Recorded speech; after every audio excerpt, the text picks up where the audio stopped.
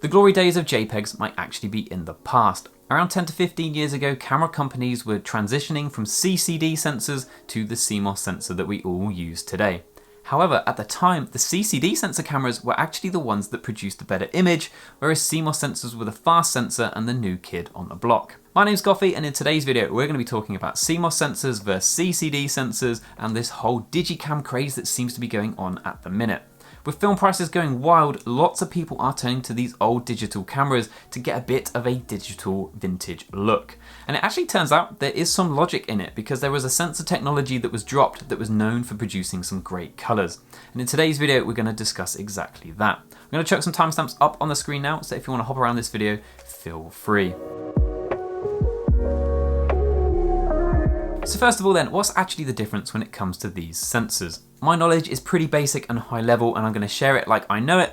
I might be slightly wrong in places, and the information is going to be so high level that there's definitely going to be some niches that get missed out. However, at a very basic level, CCD sensors, if you were to zoom in on the sensor and look at a single pixel, all the pixel really does is read in light. There's no processing, it just sends a voltage off to these processing units away from the sensor that then make your digital image. The other thing to note here is that when them processing units look at the sensor, they essentially read it pixel by pixel, and this takes an awful long time. Then when we come to CMOS sensors, the new technology, each pixel has some circuitry on it that does a little bit of the processing, and the camera also, rather than reading pixel by pixel, reads entire rows of the sensor one by one, which was an awful lot quicker. Now going back to CCD sensors, because all the pixel did was collect light and it didn't have any circuitry in the sensor, it was really good at some of the things we crave when it comes to photography.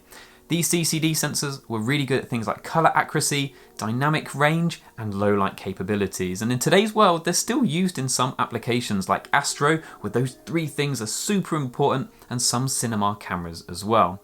Now, you might be thinking, well, if they were so good, why didn't they stick around? Now, one of the really big problems with these sensors was the really slow readout speed, where it essentially read them pixel by pixel. The sensor readout was super slow. And I think if you kind of cast your mind back to using these older cameras that had live view, if you remember panning them around, it used to feel like they lagged a lot. The reason they were lagging was because the camera just couldn't read the sensor quick enough to show you a really good kind of refresh rate when it came to the live view on the back. The other downside to these CCD sensors were the fact they were super power hungry.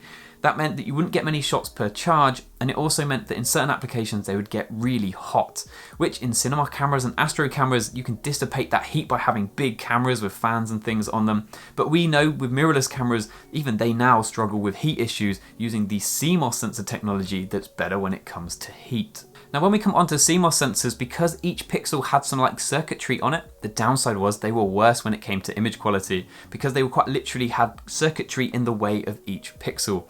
So it meant things like dynamic range was a little bit worse, low light was a little bit worse, but the big pro was sensor readout speed. Because each pixel was doing some processing and the camera was reading row by row, it was far quicker, which meant technologies like live view suddenly became really easy to do. The other big win as well with these CMOS sensors was the fact they used half the voltage of the CCD cameras, which meant that things like battery life essentially doubled overnight. The other good thing was it meant they run a lot cooler, so adding things like quicker frame rates to video and stuff like that became far more achievable. And importantly, the final thing was the fact that CMOS sensors are way cheaper to make.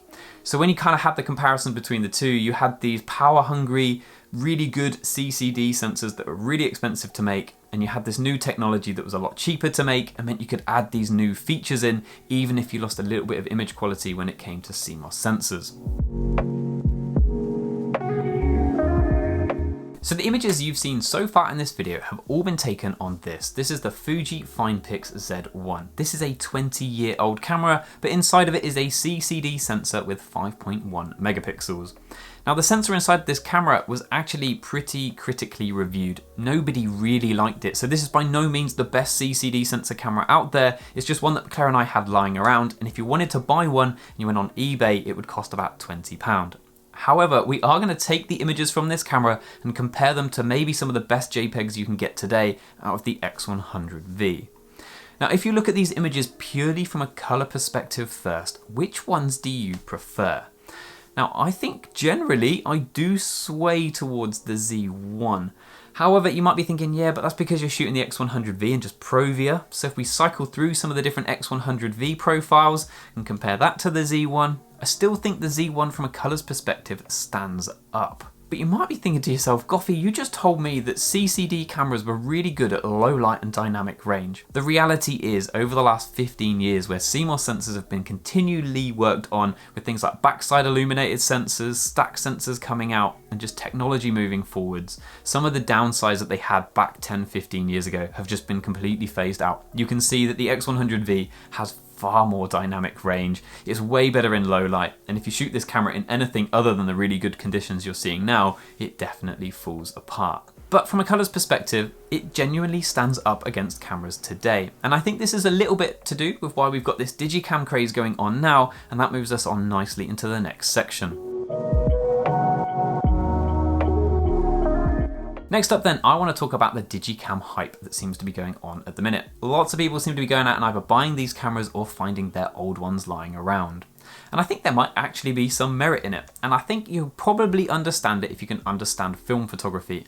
Why is it that people currently today choose to shoot film? One of the reasons is the colours. We've just seen that this Digicam actually offers you some pretty pleasing colours. Another reason is the quirky film cameras. They add to the enjoyment of taking images because they offer form factors that we're just not used to today. This camera alone is probably a good example of that. When was the last time you turned on a camera by sliding open the front? As well, when was the last time you had a camera that was this big? So I think there is still some fun to be had in these old Digicams based on all the different shapes, sizes and form factors you can pick up. Another reason that people initially was shooting film was due to the low price point. You could buy cheap cameras, cheap film, and have an awful lot of fun on the cheap. Digicams are definitely another example of that. This camera was a £20 camera that I had to buy a £5 cable to plug into my laptop, and I've had an awful lot of fun for the equivalent of £20. And with film prices raising up massively at the minute, some of them film photographers are turning to these cameras for the same reasons they turned to film. Now, I'm clearly not saying that you should go out and sell all your pro gear because these cameras are clearly not as good as today's cameras. Was the Jpegs that we saw earlier better out of this than the X100V? Probably not. Subjectively, you might think the colours were better, but when it actually comes to like the dynamic range and the low light and things like that, the new cameras are genuinely going to be better. But I think my point is, when was the last time you had fun in photography for £20? And if you don't have one of these, go and give £20 to a charity shop and buy one and do like good with your money and also have an awful lot of fun at the same time. Photography is an ever increasingly expensive hobby, and having some fun for £20 is definitely something I can get behind. If you've enjoyed this video, please do not forget to like and subscribe. There is plenty more Fuji, Leica, travel content coming to the channel really soon, and I'm actually off to Venice next weekend and I can't wait to share that with you. Thank you guys for watching, and I hope to see you in the next one. Cheers.